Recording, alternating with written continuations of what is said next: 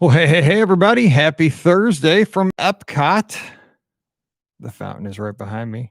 Can you hear water? The new statue is right there. See it? Nope, it's not there. Sorry. But the camera shop's right behind me, which is kind of Epcot-y cool. Hope everybody's doing well. Getting ready to record Mike in the Midwest for Thursday, January 21, episode 31. Talking about stuff. I'm going to do that here in just a second. Boom. Okay. There's that. There's that. Okay. Strap in. 30 minutes or so. Let's talk about some random stuff. We'll have some visuals here on YouTube. So if you're watching live, you get to see some visuals. If not, you can catch it later. All right. Here we go.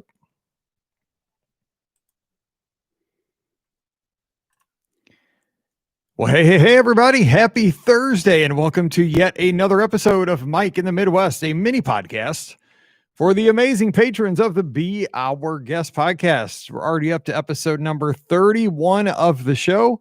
I hope that you are enjoying these coming out every Thursday to give you a little extra content. I know this isn't always Disney. Usually it's not Disney, but it's a little fun to kind of maybe explore what it was like to grow up here in the middle of the United States. I'm sure my experiences were in many ways different from where you've grown up, or in a lot of ways, possibly very similar. If you're my age, or if maybe you grew up in a family kind of like mine, or, maybe you grew up in somewhere in the center of the United States, you know what? And we're not that different, right? We're learning that more and more, I think, is that there's more that there's alike with us than's different. And that's a good thing. So I think that we're all kind of learning from each other. And, even when we do things different, I know that there's crazy Cubs fans out there. I'm a Cardinals fan. I can't get into the Cubs thing. Wade, I know you love the Cubs. But you know what? Bottom line is we're all baseball fans, right? So we love the game. We just have our loyalties for how we're brought up. I was born in a Cardinals jersey, I think, at the hospital. So, can't deny your home love. Even if you are a fan of the teams that I can't stand, if that's been your team since you were a kid, I can't fault you for that. I mean, I'm a Mizzou fan, right? You guys know that. I love the University of Missouri-Columbia. We've never won a national championship in football. We've never really, we came close right when Mallory was born. So that had been 13 years ago. We had Chase Daniel. We were ranked number 2 in the country. I can't believe that. Mallory's like, we were ranked ahead of Alabama. Yeah, can you believe it? We were. But, you stick with your team through good and through bad. And with Mizzou, it's usually bad. Sometimes it's pretty good, but I love that loyalty. So just side tangent there, as we do here on the show. Today, we're going to have a fun show. We're going to have a few visuals. So if you want to check it out, it is over on the YouTube channel for the Be Our Guest podcast. So you can go back and check that out if you like. Last week, we talked about, the places you'll go, because one of our awesome patrons asked, where do I want to go someday? Where have I been? I haven't been too many places. I've been on a lot of cruises. I've been around the United States to some national parks. I've driven out to Vegas a couple times. I haven't got a whole lot of places compared to a lot of you guys. A lot of you guys are international travelers. You guys go to Asia, you go to Europe, you go to South America. I haven't done any of that. I talked about someday I'd love to do a Panama Canal cruise to see the engineering of how basically they carved cut a path right down the middle of a country, an isthmus, and see all that. I also love cruising, so that wouldn't be too bad. Lots of places I would like to see. Now, feedback from last week's show. Let's hop into it right here. Trisha Helwig, thanks for being a patron. And also, let me say this too. We're getting a lot of conversation over on the Patreon Discord channel. So if you're not over there, get over there, because Trisha is hosting every day. She's got a trivia question. In most of these, I have no idea. Like when she asks stuff about movies, I'm out. But it's really cool. And I had no idea how this worked. But over on Patreon, you can type an answer. And if you put these 2 bars before and after what you type, you don't see it unless you click on it. So it's great for trivia because it avoids spoilers and it gives everybody a shot to kind of put in their answer. And then at the end of the day, Trish comes back around and gives the correct answer, some follow-up information, just so we can all learn, wow, I didn't know that. So thanks to Trisha for doing that. It's a lot of fun. So if you are not on the Discord, I know it sounds crazy. It's like a Discord server. It sounds technical. It's basically just like a asynchronous chat room so that you're not live. It's just when you can drop in, you check out all the messages, you give your 2 cents, then, you hop back in when you can. But it is a lot of fun. So if you need that link, just shoot me an email, Mike@beourguestpodcast.com. and I will get that, or I'll post it here on the Patreon. Again, it's on the Patreon 3 or 4 times in the messages, so just kind of scroll through and you'll find it quicker. But Trisha says that she went to the Grand Canyon. The massive scale of that was unbelievable. I felt like someone had painted a backdrop because I couldn't wrap my mind around the sheer size.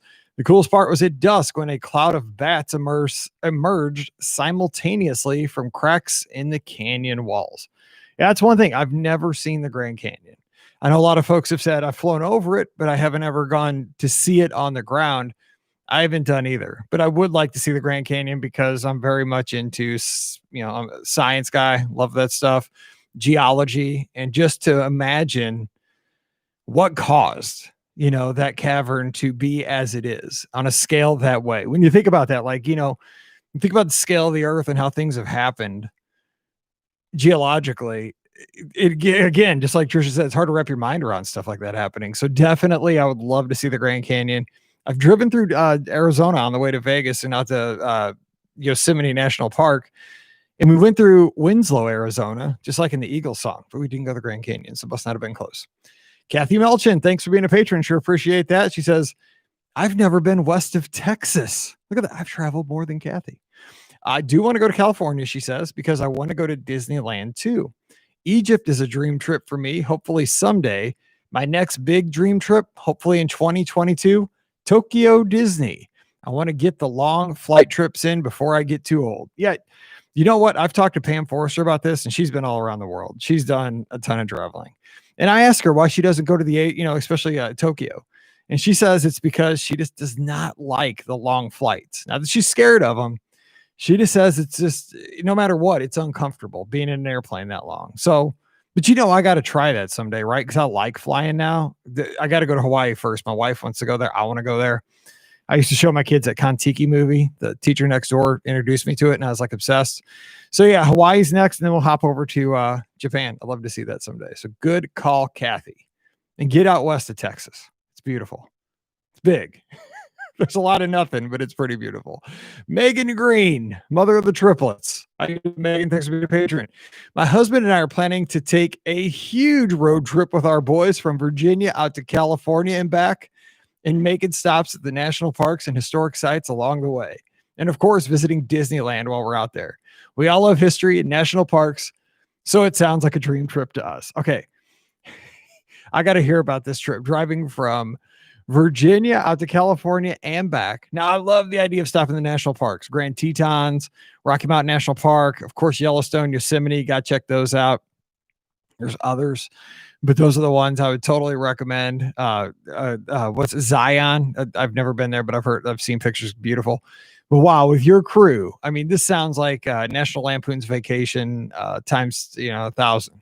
Maybe. Do you think? Let me ask you this: do you think a long road trip is easier now in 2021 with electronics, or would it be more challenging? Might be a little bit easier, right? Because everybody could zone out on their devices. But then as a dad, here's the thing. Again, 2 daughters, one 24, one is now 13, the youngest. And I've had this thing, because we have gone on road trips here and there. We drive to football games from Mizzou, Alabama. We've gone to Tennessee. We've gone to Ole Miss down in Mississippi.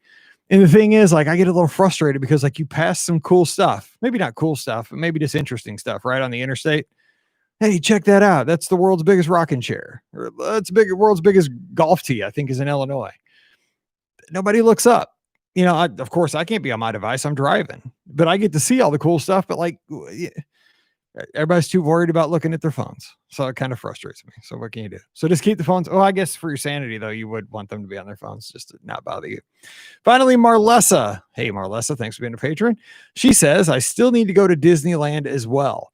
I was originally planning on going in summer of 2020.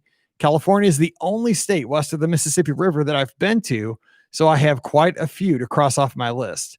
I'd love to do some Adventures by Disney trips as well. Some countries toward the top of my list are Greece, Norway, and Australia. But I love England, France, and Italy, and can't wait to go back to all 3. I've been to those places in Epcot. I haven't been there yet. That sounds amazing. Yeah, Greece, Norway, and Australia. I could get behind all 3 of those. That sounds super, Super cool. So yeah, travel is fun. I know we love going to Epcot. We love going to the Magic Kingdom. We love going to Walt Disney World, the Disney destinations, but there's a whole world out there, right? And it's just hard to kind of make that balance of, well, if I go to Yellowstone, I can't go to Walt Disney World this year, but I think it is about everything in life's about a balance, right? So thanks for that feedback. If you ever have any feedback, just reply to the current show and I will put that feedback on the next week's show. Now, today, I came up with this topic while I was on the treadmill this morning. And if you guys don't know, I'm kind of a baby now that I got my girls hit not even a home run at Christmas this year. It was a grand slam. It was like a bottom of the ninth, 2 outs, full count grand slam. They got me a new treadmill because I'd worn my old treadmill just out. It was in bad shape from the old house before we moved about 18 months ago. We brought it to the new house, reset it up, and it was working okay. But the belt would just slip at random times, which would just break your knees. Like if you're running full blast, and it was just like a knee buckler.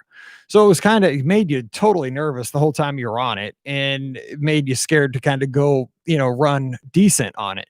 So they got me a new treadmill for Christmas. That was great because I had run outside every day since the pandemic started, since March, because our gym was closed down and, couldn't go to the gym and it had no other way to run. And I like to run every day. So I was running outside. I was freezing in November and December and had bought, on Amazon, those hand warmers, little pouches and for my feet and everything else. I've turned into a big baby because now I just get up in the morning, shirts, a t-shirt and shorts, and just run downstairs, iPad, watch Buzzer on the Game Show Network or on Pluto TV, watch a bunch of old game shows, listen to podcasts on my, phone and just, it's comfortable. But I am in the storage room. Now that led me to today's topic because I'm in the storage room and that's where we store all of our stuff that we're not using at the time, like Christmas trees and decorations and stuff, and stuff that you're saving, but you just don't really have a need for anymore. So as I was looking around there, I was thinking, all this stuff, there's lots of stuff in this laundry room, and most of it has a story, right? That's why we're holding on to it. There's a story there. It's something that I enjoy. And I'm going to do some of these shows going forward, not every week, but everything that's on that shelf, it's not just the thing anymore. It's the story that's behind it. So I thought I would grab 4 things today. And again, I'll describe them, but if you want to see the item, just go to the Be Our Guest Podcast Facebook page. These shows are all there too, so you can check them out. So the first thing I have, and you might not think, well, it's kind of dumb and the thing is, this stuff it's not stuff that's valuable to anybody else, right? If I took this to the Goodwill store or if I threw this out by the curb, nobody would want it. They'd be like, it's dumb. It's not worth anything, but it is to me. Okay. So the first thing I want to talk about is, and you've seen this one in pictures. This is a recent thing. It's my captain's hat. Now, this is a captain's hat like Captain Stubing would wear on the Love Boat. Now, you guys know Love Boat, one of my favorite all-time shows, probably top 3. It's on constantly here in the office. On the Pluto TV, there's a 24/7 Love Boat channel. Can't turn it off, even though I've seen all the episodes they're showing right now, probably 3 or 4 times. The reason this hat is special to me is that on one of the podcast cruises, we wore these hats. This was Scott, Steve Forrester, and I. We decided to get captain's hats because right before this, we had discovered on Sirius XM a channel called Yacht Rock. Now, I don't know if you listen to Yacht Rock, but it's very soft, easy listening rock. Think of like Sailing by Christopher Cross, Little River Band, excuse me, stuff, Steely Dan, stuff like that. Stuff that is just mellow and chill, yacht rock. So we discovered that and we're like, man, we're really into this. It shows our age, right? So we decided, we're going on a podcast cruise. Bunch of us are going, whole bunch of listeners, all of us together. And we're like, we need something to wear to signify this cruise. So we decided we need captain's hats, because this is going to be the thing. And plus on this trip, it was Pam Forrester's big milestone birthday. I'm not going to say which one, but it was a big milestone birthday. And Steve had rented out the Grand One from the Grand Floridian for us all to go out and celebrate Pam's birthday with her. So of course we're going out on a yacht, right? So again, Yacht Rock we've been listening to. We rented out the Grand One, the yacht at the Grand Floridian, and we're going on the Disney Fantasy on a 7-night cruise. We needed captain's hats. So, of course, we went on Amazon, got these things. I think it was like $7. They're just props. I wore this thing the entire time at Walt Disney World that trip. Before the cruise, 7 nights of the cruise, I probably had this hat on 90% of the time I was on the ship. And then I wore it when I went back to Walt Disney World. And I think I even wore it on the plane coming home. Lots of pictures with this hat on. But the thing is, it was memories, right? This is a memory that I'll hold on to. And I put it on every once in a while just to mess around. But it was like, you know, I got to hang out with my best buds. And I got to be on the podcast cruise with so many friends. And it was this time where we wore the captain's hats. You know, I was up. We did the live show on the ship. We had fun with that. We hung out on deck 4 on the Disney Fantasy. We did a mixology class. I remember 4th of July at Epcot. I believe I had this hat on. I did. I remember that. You know, meeting listeners. That was the night we had so many listeners come out on the 4th of July in Japan to say, hey, it was just unbelievable. It was like people just nonstop.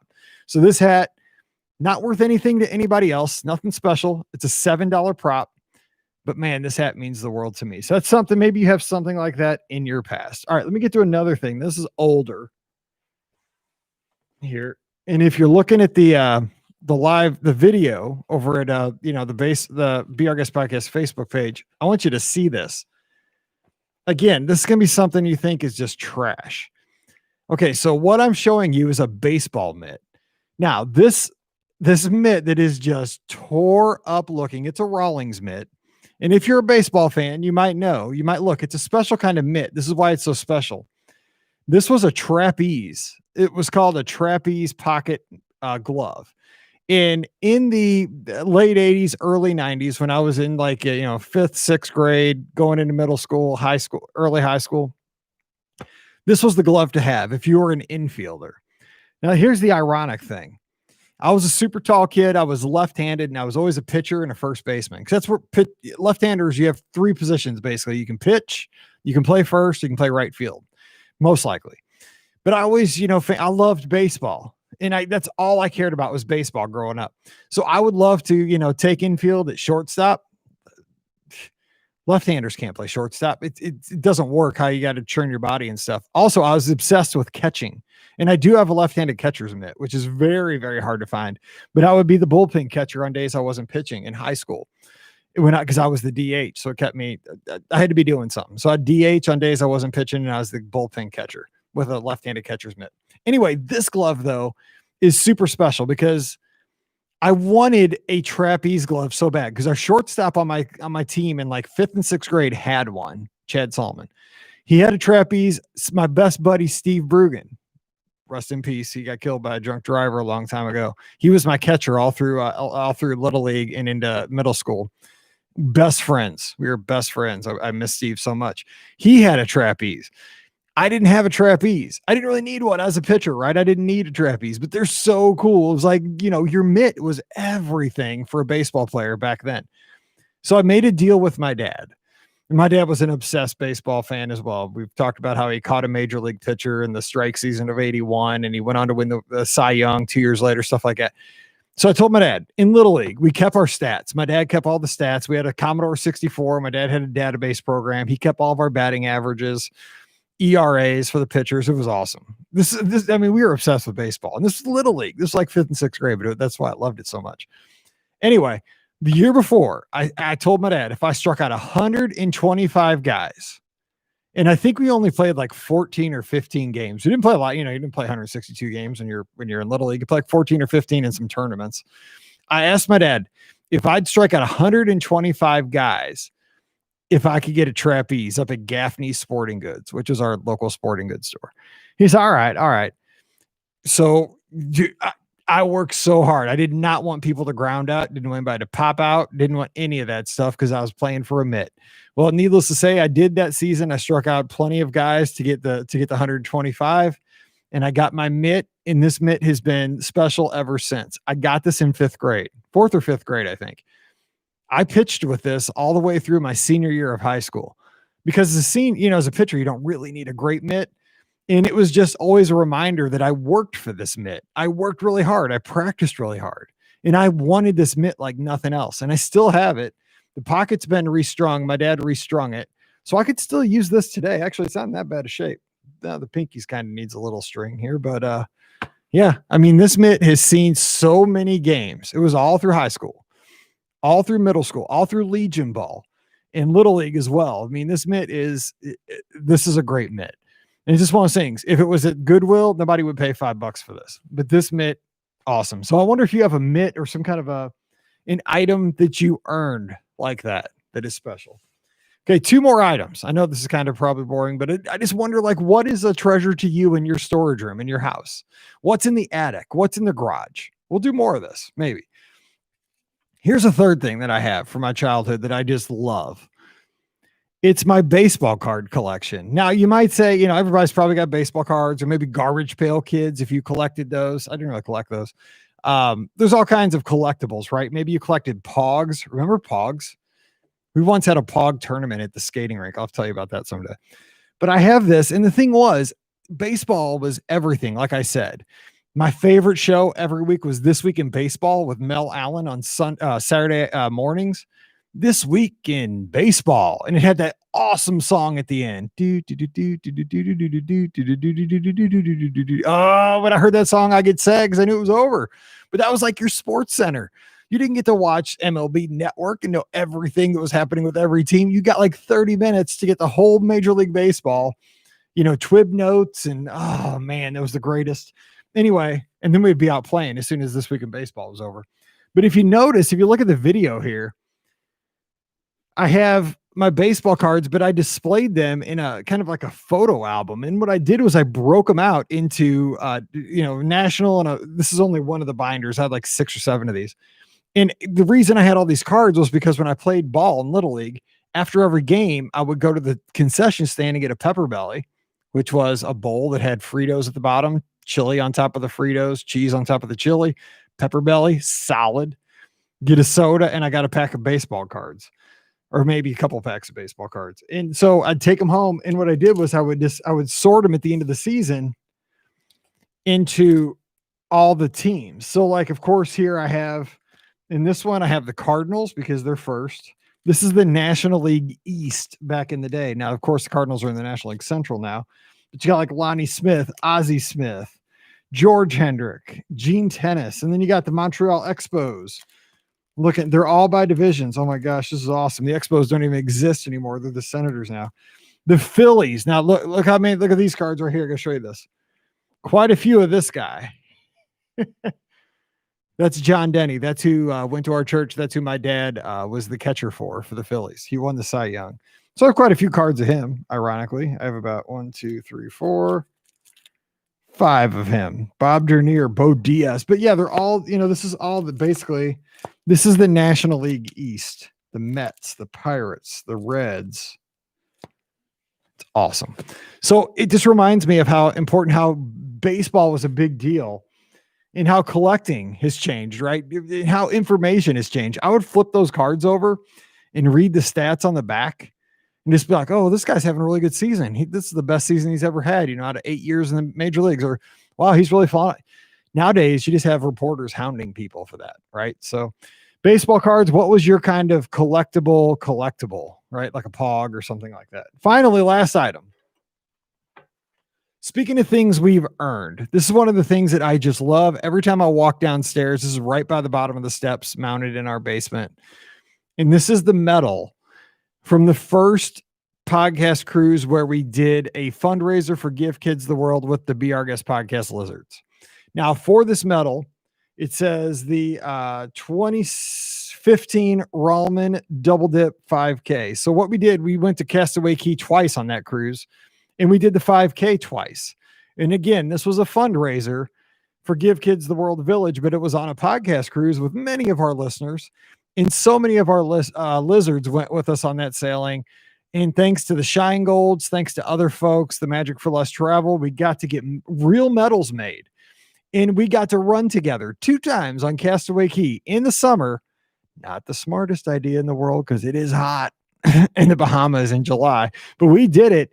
And I still, when I see the pictures come up from this day, because I have Google Photos, it's my screensaver on the computers here in the studio. you can't miss it, right? Because you see the blue sky, you see our lizard, bright yellow, green shirts. Castaway Key, see palm trees and all that. I mean, it's just the pictures are just stunning. But I just remember that running it wasn't that much fun either day, because even though it was only 3 miles in the intense sun and heat of the Bahamas was rough, especially running on that runway, which is where you run at Castaway Key. But there's so many pictures of everybody getting their real medals, because when you run it with Disney Cruise Line, they gave you a little, plasticky medal. It's not that, I mean, it's cool, but it's not the big deal. But we were getting real medals with real ribbons.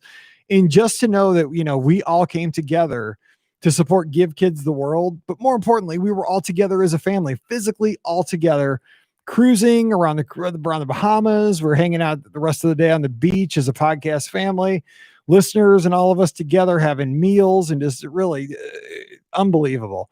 But this medal means a lot, because not only did I have to, be in shape and get going to earn this medal, we actually helped out a lot of families as a whole podcast community, because I couldn't do this by myself. It was everybody rallying together. We even ran on deck 4 during this too. I think we ran one of them on the deck. I can't remember. I know we did something on deck 4, because I got pictures of that too. It's great. I can't remember. I'm getting old. But also, one of the other things that this reminds me of is one of the first times I met my good buddy, Phil Scheingold. We were running the 5K on Castaway Key, and I was just basically walking it. I couldn't run back then. That was the very first day he taught me about the run, walk, run. He's like, let's just run a little bit. Let's walk a little bit. Let's run a little bit. Let's walk a little bit. I was so pumped to get finished in 45 minutes that day that I couldn't stand it. And from that day forward, that changed my running. It's probably almost a decade ago. So little memories, right? And you got to remember that. I think this is kind of a lesson for everything that I have to think about, is that, Phil made a very kind gesture to me. He walked with me. He could have left me and could have run and stuff like that, but he didn't.